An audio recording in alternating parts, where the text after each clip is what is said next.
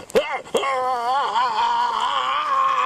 everyone, welcome back to B-Movie Bunker. Today we're looking at American Mary. This is from 2012, brought to us by Jen and Sylvia Soska, the Twisted Twins. What we have here is we have the story of a young woman who is in med school who, due to a series of events where she is actually raped, she kind of goes off the rails and she enters the world of bizarre and underground body modification. I like this movie for the most part. The lead actress, Catherine Isabella, who, if you don't know her, you need to go out and you need to watch Ginger Snaps. She played Ginger in the original Ginger Snaps and the Ginger Snaps movies, werewolf movies, probably some of the better werewolf movies ever made. She does a fantastic job in this as Mary. Now, I've been reading a lot of criticism of this film, and some of that has been bothering me because, I mean, there are things like, what, she's raped once and then she goes completely bonkers like this? You know, that doesn't make sense. Did she drop out of med school? You're right, because a single rape isn't enough for a woman to, you know, have some kind of, you know, reaction like maybe wanting to drop out of school or, you know, changing her life. Yeah, it would take multiple rapes to have any effect on a woman. And I think this is I mean, it's not 100% realism, obviously. The surgery she performs in the movies are not meant to be 100% accurate. But I think we still see someone who has probably one, if not one, the most tragic event that can happen to a woman as far as, you know, that violation.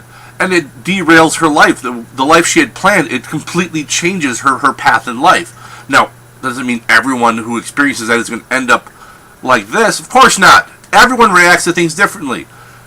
I like that we get to see this you know, progression of her going from kind of a, I mean, I don't think she was ever really a nice girl. She was still shy, but she was still, I think, a little, I don't want to say stuck up or bitchy, but kind of gave that vibe. But she definitely progresses into a much darker version of who she was. She really goes dark towards the end of this movie, and I like that. I also like that there's very restrained gore in this. I mean, there are some images and stuff, but for the most part, it's very restrained, and I think that shows good direction on the part of the Soska sisters. I think that they've come a long way from Dead Hooker in a Trunk. This is a much more polished picture. The script is better. It flows a little better, although I think it could have been tightened up just a little bit. But again, there's people who, you know, criticize the realism of the movie, as they did with Dead Hooker in a Trunk. It's not meant to be taken. I mean, this is horror, and there's always going to be that little bit of stretching of believability. Sometimes in some horror films, a lot of stretching of believability.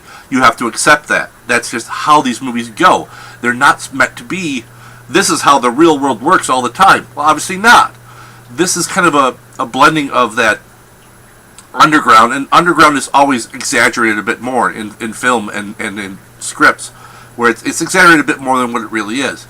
But I also like kind of, at least the message I kind of got from this is that the sick and the perverted and the demented people, meaning the people who have these odd piercings and these odd body modifications, they're not the worst people in this. It's the other people, and I mean, including Mary herself, but also including the guys who raped her and the people around her, are actually much worse people than these people who do the body modification, who, for the most part, there's nothing really deviant about them.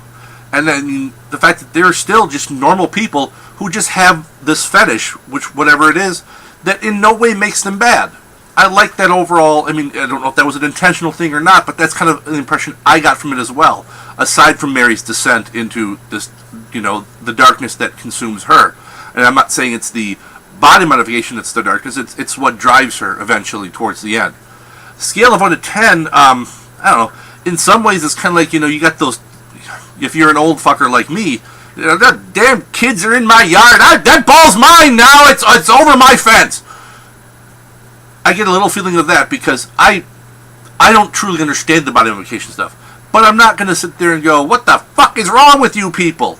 And that's kind of how I get this movie. It's a younger generation, which the Soska sisters are younger, but they have a taste for some of the older horror, some of the grindhouse and stuff like that. So they have influence from generations past, but they're still younger, and it's a younger look at some horror. I think that's what I get from it. So it's the, you know, it's, I don't know, almost a bit like Gran Torino, where it's like, I'm an old, stubborn old man who hates everything, and oh my god, life is horrible, and people are horrible, but then I get to know some people, and maybe they're not all so bad, and I'll go die in someone's front yard for them. I don't think I'd go that far, but you know. But that's all I got for this one. Until next time, why don't you all stay safe out there in the wasteland, folks.